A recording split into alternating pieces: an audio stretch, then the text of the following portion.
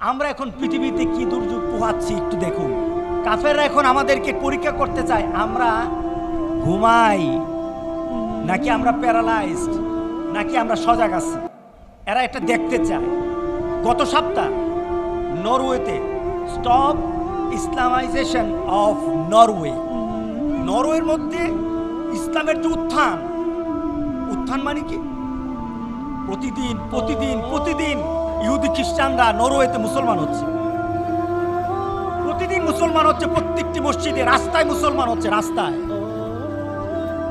Super মলগুলির সামনে যখন ছেলেরা, আমাদের ছেলেরা গান গায়, আর ওই সমাজের, আমি নিজে দেখেছি, ওই সমাজের মধ্যে মার্কেটের দরজার মধ্যে তারা বই নিয়ে দাঁড়িয়ে যায়, কোরআন নিয়ে দাঁড়িয়ে যায়। ওরা তাদের ডেস্ক দিয়ে তারা কোরআন তেলাওয়াত বাজাতে থাকে। কোরআন তেলাওয়াত শোনার জন্য কাফেররা চতুর্পাশে ঘেরাও করে দাঁড়িয়ে যায়। আমার নিজের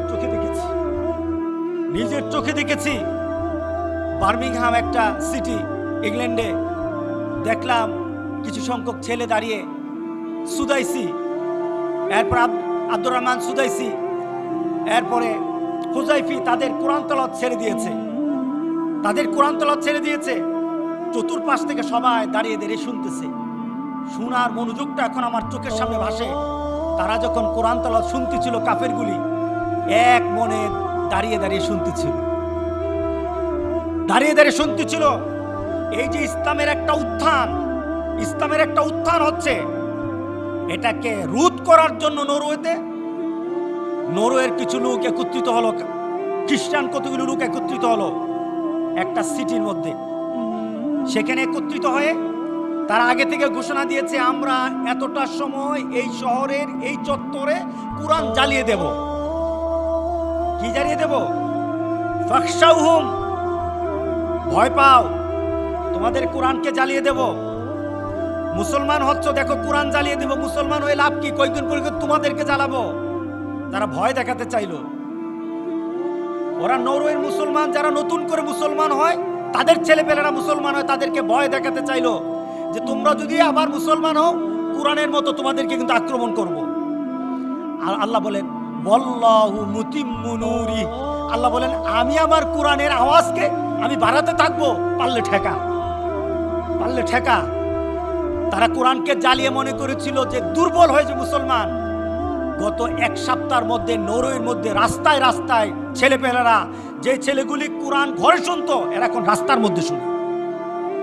আল্লাহু আকবার, আল্লাহু আকবার। আমি আর ঠেকানো যাবে না। নরওয়ে তারা আমাদেরকে টেস্ট করতেছে, আমাদের ছেলেরা কি গান নিয়ে থাকবে না কোরআন নিয়ে থাকবে।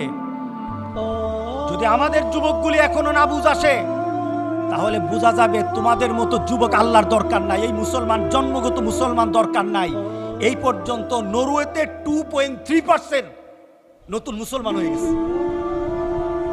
শতকরা 2.3% অলরেডি মুসলমান হয়ে গেছে। আরে মিয়া, 2.3% তো এখন নরওয়েকে কাঁপিয়ে দিচ্ছে। ওরা চাচ্ছে ইসলামের জাগরণকে, ইসলামের উত্থানকে, গোটা পৃথিবীর মধ্যে ইসলামের যে একটা বৃদ্ধির একটা প্রভাব পড়ে গেছে, এটাকে দমিয়ে দেওয়ার জন্য একটা আন্দোলন দিয়েছে, একটা নাম দিয়েছে ইসলামফোবিয়া, অর্থাৎ ইসলামের ভীতি। ভীতি মানে কি? 9/11 হলো, 9/11 মানে কি? এই টুইন টাওয়ার ভাঙা হলো, কারা ভাঙলো? মুসলমানরা ভেঙেছে, প্রমাণ হয় নাই, কিন্তু গোটা পৃথিবীর মুসলমানদের জন্য একটা ত্রাস সৃষ্টি করে দিল। আর যারা নতুন করে মুসলমান হয়, দেখো মুসলমানরা কত খারাপ। আমাদের মতো সাধারণ মানুষকে তারা জ্বালিয়ে মারে, বিমান ক্রাশ করে মারে। দেখো মুসলমান কত খারাপ। গোটা পৃথিবীর মধ্যে তারা ইসলামের ব্যাপারে একটা ভীতি সৃষ্টি করে দিল। আমি নিজে পড়েছি, একটা মেয়ে বলছে, ওই দৃশ্য আমি দেখেছি আমার ঘর থেকে, আমি দৃশ্যটা দেখেছি, আমার বাড়ি কাছাকাছি। এরপরে আমি যখন সংবাদ দেখতে আরম্ভ করলাম, দেখলাম যে এটা দোষ চাপানো হচ্ছে মুসলমানদের, দোষ চাপানো হচ্ছে ইসলামিক টেরোরিস্ট বলা হচ্ছে। আমি তো এই টুইন টাওয়ারের পাশে আমার বাড়ি, আমি চিন্তিত হয়ে গেলাম যেটা কিভাবে হতে পারে। আমার বাড়ির পাশাপাশি আমি এটার ব্যাপারে আমি তদন্ত করলাম। আমি জেনে দেখলাম সংবাদ মাধ্যমে যতগুলি কথা বলা হচ্ছে মুসলমানদের বিরুদ্ধে সবগুলি মিথ্যা। এটা মুসলমান করে নাই, এটা যে ইহুদিদের এই ব্যাপারে কোনো সন্দেহ নাই। আমি চিন্তা করলাম, আমি টেলিভিশনে আমাকে বোঝানো হচ্ছে, আমাদের মতো যারা বিধর্মী আছে তাদেরকে বোঝানো হচ্ছে ইসলাম অত্যন্ত মারাত্মক, এইভাবে বিল্ডিং ভেঙে দিবে, আমাকে বোঝানো হচ্ছে। কিন্তু আমার ভিতরে চেতনা আসলো, একটু যাচাই করে দেখি। সুবহানাল্লাহ, একটু যাচাই করে দেখি।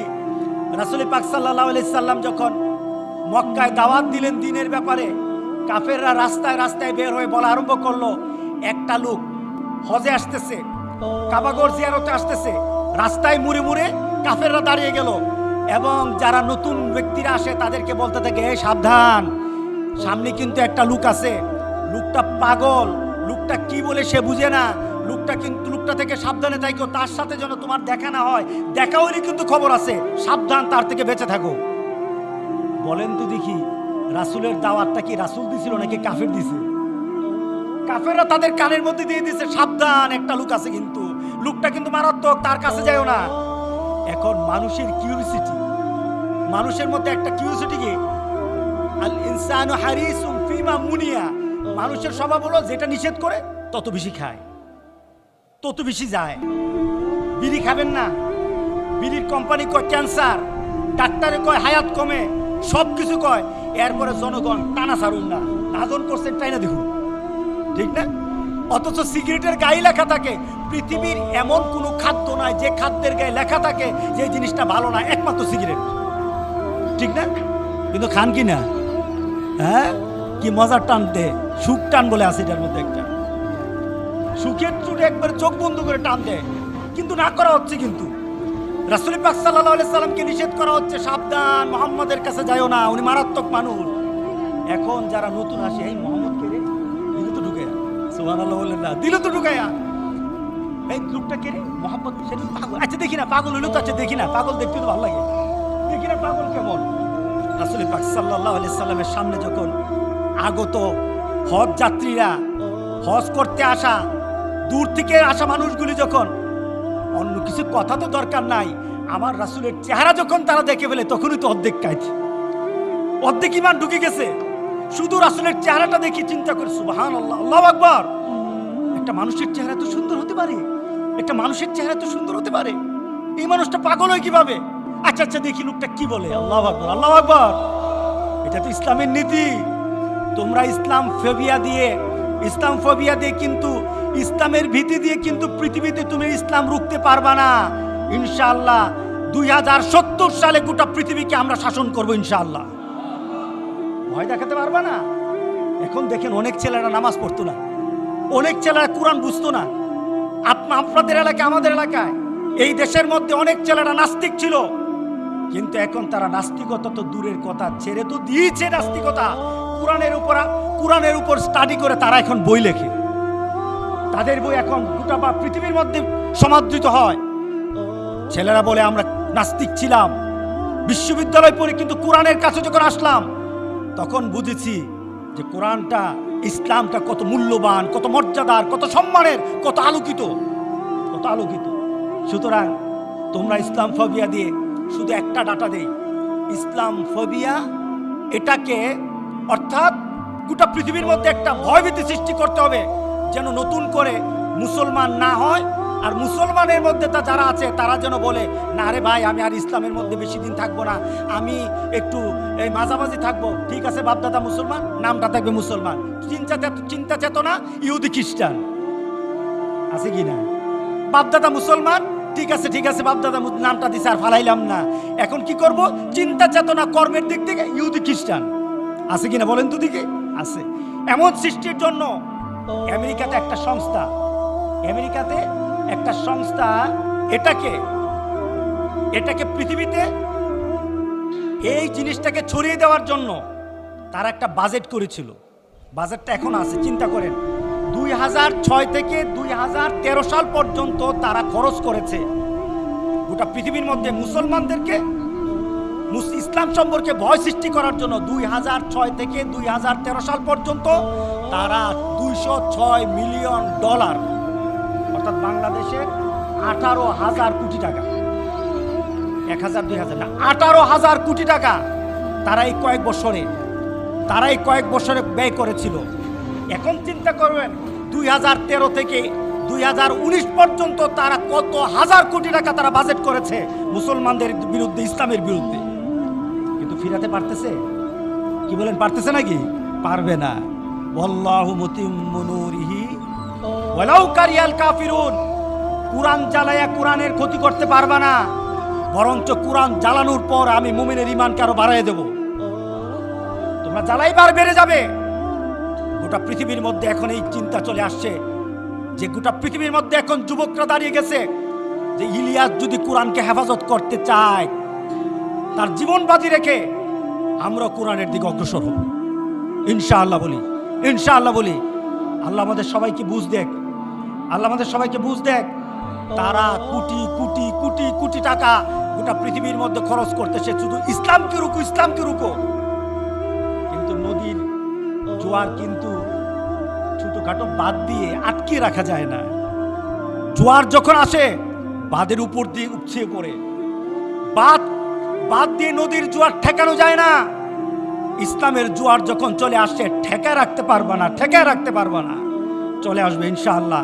সুতরাং সবার কাছে চলুন একটা চিন্তা দেই, ইসলাম বুঝি, ইসলামের উপর কিভাবে চলা যায় পরিবারে চর্চা করি। আপনার ছেলে যদি কোরআন না পড়তে পারে, কোরআন আপনার ছেলের হাতে আজকে উঠায় দেন। পড়তে পারোস না, নে কোরআনটা তোর হাতে রাখ। আপনার ছেলের কোনো আনন্দের জন্য আপনার ছেলেকে অন্য কিছু না। আমাদের সমাজে যারা একটু বিদেশে থাকে, একটু পয়সা আছে, ছেলে দাবি করে বাবা মোটর সাইকেল। এমনও ঘটনা বাংলাদেশে বহু আমাদের এলাকা হয়েছে, বাবার কাছে দাবি করে মোটর সাইকেল নিয়েছে। যেদিন মোটর সাইকেল এদিন কই গেছে আল্লাহ জানে, জান্নাতে যাবে না কই যাবে আল্লাহ জানে। মোটর সাইকেল দিয়ে জায়গায় চলে গেছে, অ্যাক্সিডেন্টে উল্টা দিকে চলে গেছে। কি ঠিক আছে না? লাকসামে বাবার কাছে রাগারাগি করে মোটর সাইকেল নিল। মোটর সাইকেল যেদিন দিল, সে মোটর সাইকেল নিয়ে রাস্তায় বের হলো। একটু পরে খবর আসলো তোমার ছেলে মোটর সাইকেল এবং তোমার ছেলে দুজন লাশ, দুজন অবস্থা শেষ। মোটর সাইকেলও শেষ, তোমার ছেলেও শেষ। কিন্তু আল্লাহর কসম খেয়ে বলে আপনার সন্তানকে যদি একটা কোরআন দেন, একটা বই দেন, এই বইয়ের উপর যখন আপনার ছেলে চর্চা করা আরম্ভ করবে, আপনার ছেলে দুনিয়া থেকে চলে যাওয়ার সময় জান্নাতটা দেখেই মরতে পারবে ইনশাআল্লাহ। আল্লাহ সবাইকে তৌফিক দান করুক, আমাদেরকে বুঝার তৌফিক দান করুক, আমাদের সন্তানগুলি দিনদার বানিয়ে দিক, আমাদের সন্তানগুলির উপর কোরআনের মহব্বত আল্লাহ ঢেলে দিক। আল্লাহ আমাদেরকে হেফাজত করুক, ইসলামের জাগরণকে আল্লাহ সুবহানাহু ওয়া তাআলা আরো বেশি বেগবান করুক।